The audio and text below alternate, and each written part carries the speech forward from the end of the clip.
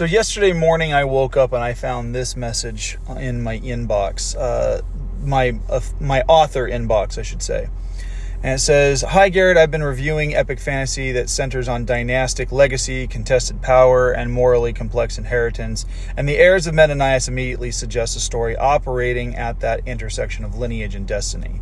A title like this signals a narrative concerned not just with succession, but with the weight of history, what it means to inherit a fractured realm, a compromised throne, or a legacy shaped by conflict. Stories that focus on heirs rather than founders often carry deeper emotional tension, yada, yada, yada." I'll read the rest of the email here, but if anybody who knows my work knows that this is not actually what's in my book, but we'll get back to that in a moment.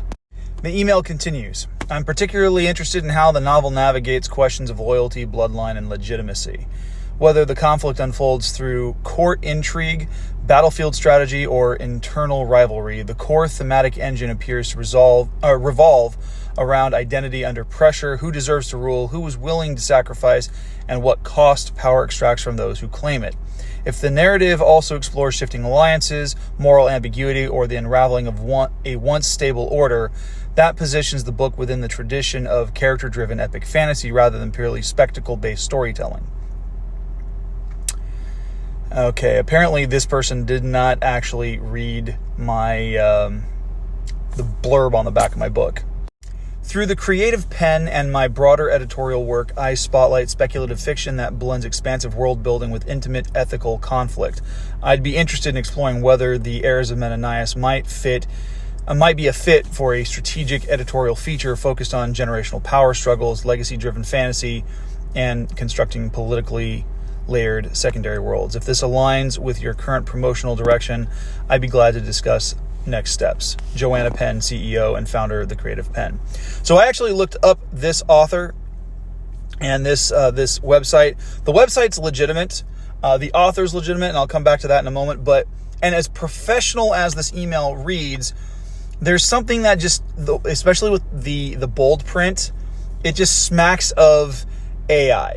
And don't get me wrong, there's certain things that AI can be used for. This is not it. No, this is not it. So this is supposedly the author that reached out to me. Her name is Joanna Penn, or Joe Penn. The information is accurate. The link tree does go to that website. It's one of the last links there. I did reach out to this author to see if the email I received was an accurate or real, authentic email. I have heard nothing back. And it's been a little more than 24 hours at this point, about 36 hours, give or take. And so I'm not holding this particular author in account for this because obviously someone is trying to spoof her using her name, her credentials to scam money out of people. But this is how the rest of the email conversation goes. So this was my response yesterday morning. "Thank you for reaching out. I appreciate it. However, I have a few concerns before we progress any further. 1, what do you actually know about the heirs of Menenius, its publication history, and its overall plot? 2, how did you come across my book? 3, are we looking at doing a blurb, it's not supposed to be bluff, a blurb on your website, blog post, or podcast interview, etc.? 4, what is your asking price?" This is a key question for me, number 4, because when I do interviews, I do not charge people for doing interviews. I've come across some organizations that will do an interview for free, but then if you want to see a longer cut of it, they will upcharge you. They will not give you access to the videos at free of charge. It's kind of wishy-washy, but whatever. I don't charge. But this reads like it's going to be asking for money. And this was the response I got, and there's several parts to the response email. 1, they said that they've read my novel in full. And what stood out was how the succession conflict is not treated as a simple struggle for the throne, but as a layered examination of inheritance, political, familial, and psychological. The tension between bloodline, legitimacy, and earned authority is sustained through character decisions rather than spectacle alone, and the internal conflicts carry as much weight as external power struggles. That first part continues. The shifting loyalties, the pressure placed on heirs who did not choose their roles, and the moral compromises required to stabilize a fractured realm position the book firmly within character-driven epic fantasy rather than purely plot-driven warfare. The dynastic history informs present action in a way that gives the political stakes emotional gravity. That thematic architecture is what prompted my outreach. Okay, this feels like a regurgitation of things said in the initial email. None of this actually happens in my book. There's no line of succession. There's no one's trying to assume a throne.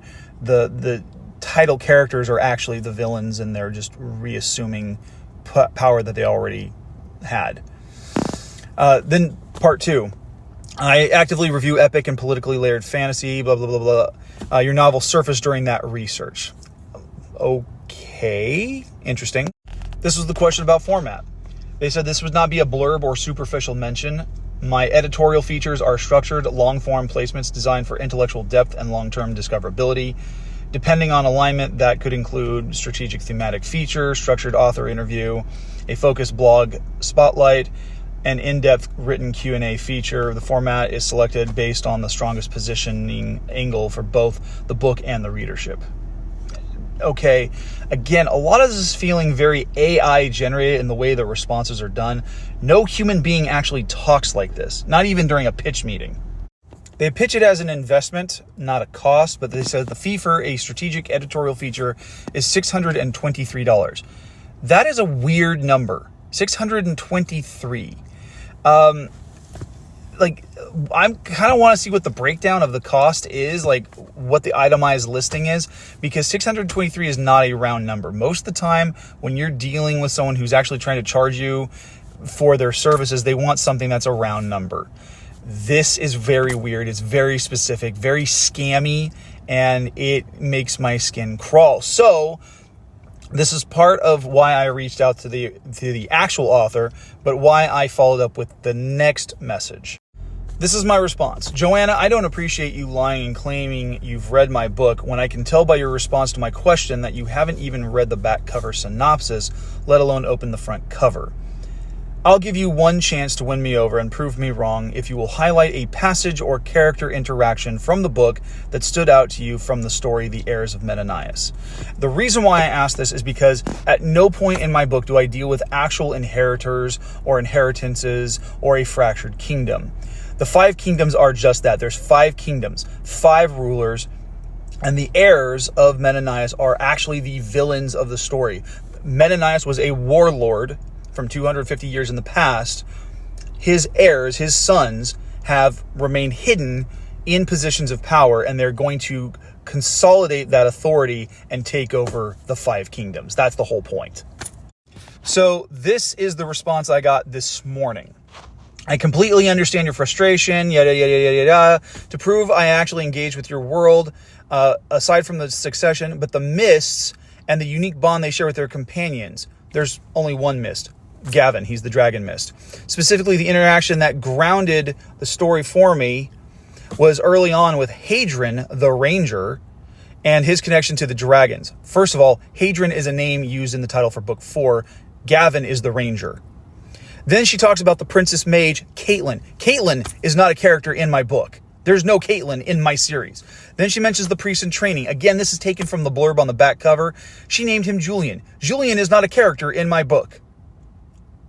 These are all things. The reference to Shadowkin down there. The Shadowkin are not the literal heirs of Menenius. They are a breed of elves who were turned into vampires. And they don't get referenced until book 3. So, So this is my response this morning. What in the hell are you babbling about? This is AI drivel bullshit of the lowest caliber. Quit lying about having read my book, you Goram scammer. Caitlin and Julian are absolutely not names used in my book. Hadrian is not the name of the ranger in the Heirs of Menenius, and the Shadowkin are not Menenius' children. People, this is the kind of crap that scammers are doing. They're getting smart. They're using AI to respond. And chances are, all they're doing is they're putting a bunch of information into a system, and this is the kind of crap that they're getting vomited out. Guard yourselves, protect yourselves, and make sure that you do your due diligence. Don't just sign on some dotted line. Anyway, I'll check you guys later. Peace. So I did reach out this morning through that Creative Pen website to directly email the author and to run everything by her to find out what was really going on. And she did confirm for me that this was a scam that I was dealing with, and to make sure that I was protecting myself.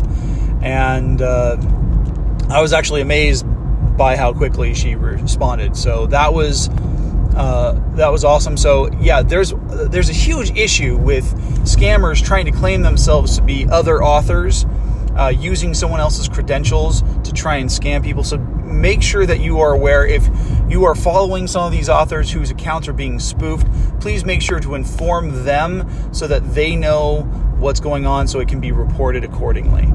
Thank you.